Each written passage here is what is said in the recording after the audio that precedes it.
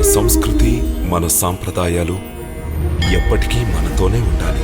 Subscribe చేయండి తిలక్. తమకు నేను విషయం తెలియజేయడానికే ఇక్కడకు పిలిపించాను. మహాముని గర్గులవారు మా మహాయజ్ఞం యొక్క పూర్ణాహుతి సందర్భంగా ఆశీస్సులు అందజేయడానికి ఇక్కడకు విచ్చేశారు. మా అభీష్టం ఏంటంటే అదే సమయంలో రోహిణీదేవి పుత్రుని నామకరణ సంస్కారాన్ని కూడా జరిపిస్తే చాలా బాగుంటుంది. వారు యాదవకుల గురువులు కనుక ఈ శుభకార్యం వారి చేతుల మీదుగా జరగడం అత్యుత్తమం. సుందరమైన ఆలోచన గురుదేవా. దీనివల్ల వదిన గారు చాలా ప్రసన్నులవుతారు. మా మనసులో మరో సంకల్పం కూడా ఉంది. ఏమిటి గురుదేవా? మీకు తెలుసు, ఈ ధరణి మీద మహాముని గర్గులను మించిన ఋషి మరొకరు లేరని. ఈయన సాక్షాత్తు శంకర భగవానుని శిష్యుడు. అంతేగాక బ్రహ్మవేత్తలలో సర్వశ్రేష్ఠుడు. భూత భవిష్యత్తుల గురించి తెలియజేసి జ్యోతిశాస్త్ర రచనను కూడా ఆయనే చేశారు. వారు మనకు కూడా భగవంతునిలాగే పూజనీయుడు. మనవిది తెలుసుకుని ఈ సుయోగ లాభాన్ని గ్రహించి తమ బారుని నామకరణ సంస్కారాన్ని కూడా వీరి దివ్య విభూతియుత హస్తాలతో జరిపితే శుభం కలుగుతుంది. గురుదేవా, మేం తమ ఆశ్రితులం. తమరు మా కోసం ఏం ఆలోచించినా అది మాకు శిరోధార్యం గురుదేవా. తమరు అనుమతిస్తే వారి పాద ప్రక్షాళన చేసి ఇక్కడికి ఆహ్వానిస్తాను. అవశ్యం. నాకు తెలుసు, ఆయన తమ ప్రార్థనను అంగీకరిస్తారు.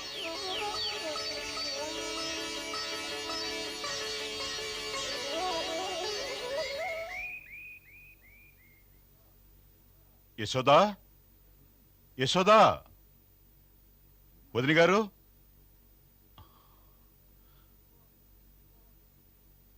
వదిన గారు, శుభవార్త. ఏమైంది? మీ ముఖం ప్రసన్నంగా ఉంది. గురుదేవులను కలవడానికి వెళ్లారు కదా? వారే ఈ శుభవార్త చెప్పింది.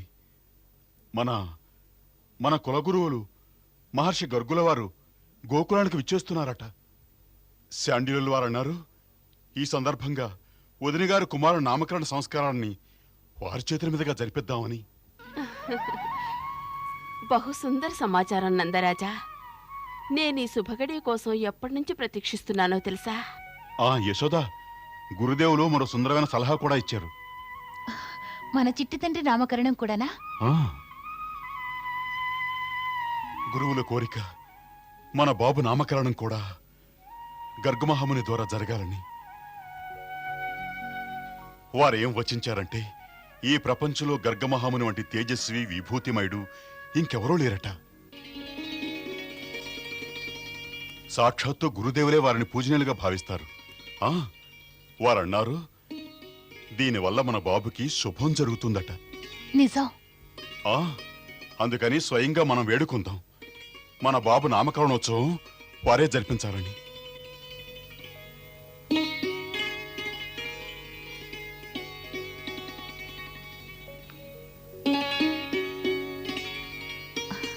నాయనా, నువ్వెంత భాగ్యవంతుడివిరా. నీ అగ్రజునితో కలిసి నీ నామకరణం కూడా యాదవకుల రాజగురువు హస్తాల మీదుగా జరుగుతోంది. నందరాజా, ఈ సందర్భంలో ఉత్సవం బాగా జరుగుతుందా?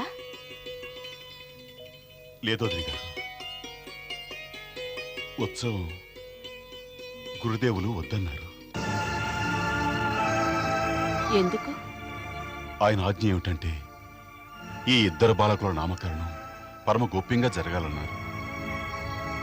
ఆయన సూచనానుసారం కంసుడింకా పూర్తిగా నిశ్చితుడు కాలేదు.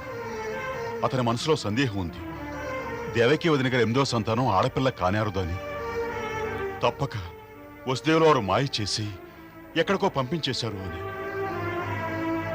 ఈ రాజ్యంలో అతని గూఢచారులు అన్ని చోట్ల గాలిస్తున్నారు. ఒకటి కూడా గుర్తుంచుకోవాలి, యాదవ కులగురువుల ద్వారా ఒక బాలకుడికి నామకరణం జరుగుతుందని తెలిస్తే అది దేవకీదేవి అష్టమ సంతానమేనని కంసుడు అనుకుంటాడు. దానివల్ల ఆ బాలకుడి పైన ఎన్నో కష్టాలు తీసుకురావచ్చు.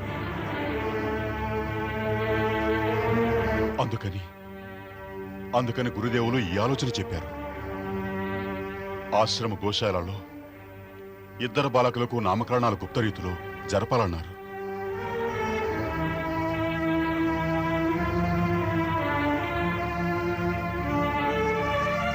హే భగవంతుడా, హే ప్రభు, నీవే మా అందర్నీ రక్షించేవాడివి. హే దేవి మాత, నువ్వే నా కడుపు పండేలా ఆశీర్వదించావు. ఇప్పుడు నువ్వే మా అందరినీ రక్షించాలి.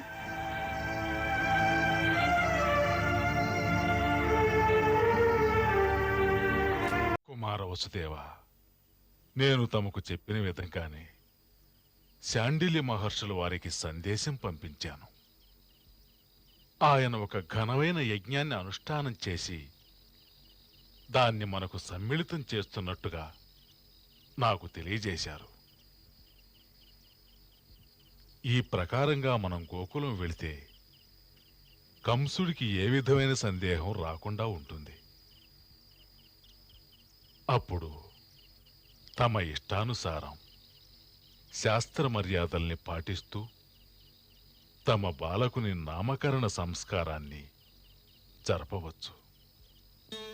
గురుదేవ, ఇదంతా తమ పరమానుగ్రహం. గురుదేవా, నా పుత్రునికి నా తరఫున కూడా దీర్ఘాయుషు కలగాలని ఆశీర్వదించండి. దేవకి, మనిషికి దీర్ఘాయువు ఒక్కటే పరివ్యాప్తం కాదు. అతనికి కావలసిన ఆశీర్వాదం అతడు ఈ జన్మలో ఏ కారణంగా పుట్టాడో అందులో సఫలం కావాలన్నది.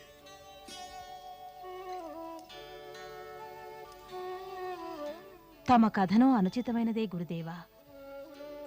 కాని మాతృహృదయములో పుత్రుడి ఆయుర్దాయం మీద కోరికే సర్వప్రథమంగా ఉంటుంది.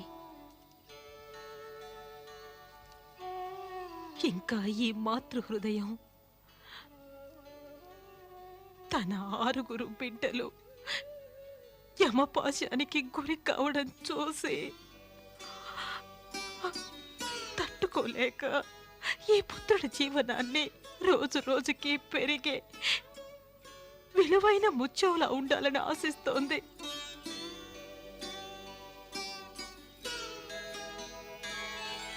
తమరు స్త్రీ హృదయంలోని దుర్బలతని వచిస్తున్నారు. కానీ ఆ దుర్బలత వెనక ఉన్న సంతానం పైన మోహ వివశత కేవలం ఆ స్త్రీకే తెలుస్తుంది. పురుషుడు ఈ భావనలోని లోతును తెలుసుకోలేడు. దీన్ని దుర్బలతనే అంటాడు. మరి ఆ అనుభూతిలోని స్త్రీ జీవితాన్ని ఊహించలేడు.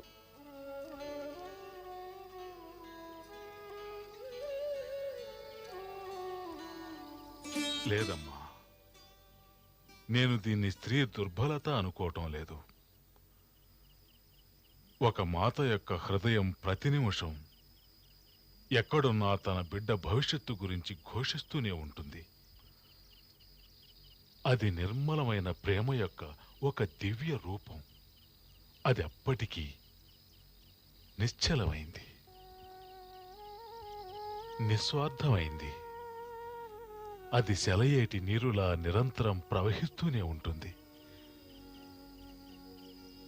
నిజమైన ప్రేమ యొక్క దివ్య ఝరి ఈ సకల సృష్టిలో ఒక్క మాతృహృదయంలో తప్ప ఎక్కడా లభించదు. అందుచేతనే మాత యొక్క ఆశీర్వాదం ప్రతి శక్తిని తట్టుకునే కవచం అవుతుంది. మాత యొక్క నిశ్చలమైన ప్రేమే ప్రాణులకు అన్నింటినీ మించిన శక్తి. అందుకే ఏ అభాగ్యుడైనా తన తల్లిని తిరస్కరించినట్లయితే వాడికి ఈ లోకంలో ఎన్నటికీ విజయం ప్రాప్తించదు. కనుక దేవి, నా మాటను అన్యదా భావింపకము. నేను నీ ఆశీర్వాదాన్ని నీ సంతానానికి తప్పక చేరుస్తాను. మాతగా ఇంకేదైనా ఆదేశం ఉందా?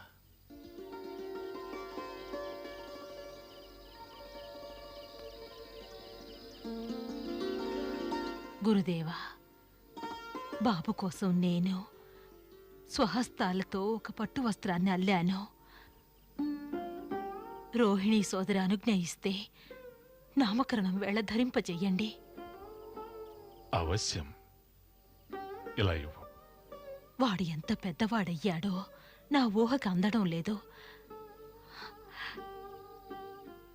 తమరు దివ్య దృష్టి కలవారు, తమరే చెప్పండి, ఇది సరిపోతుందా? ఇదా? మాత తన యొక్క ఆత్మదృష్టితో తన బిడ్డల్ని చూడగలుగుతుంది. మాతను మించిన సాధు దృష్టి మరేదీ లేదు. రెండూ తయారు చేయటం మంచిదైంది. ఆ రెండు ఇలా ఇవ్వు.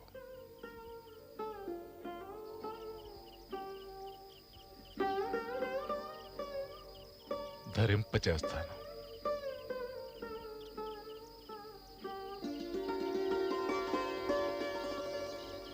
ధన్యం ప్రభు, నీ లీల ధన్యం.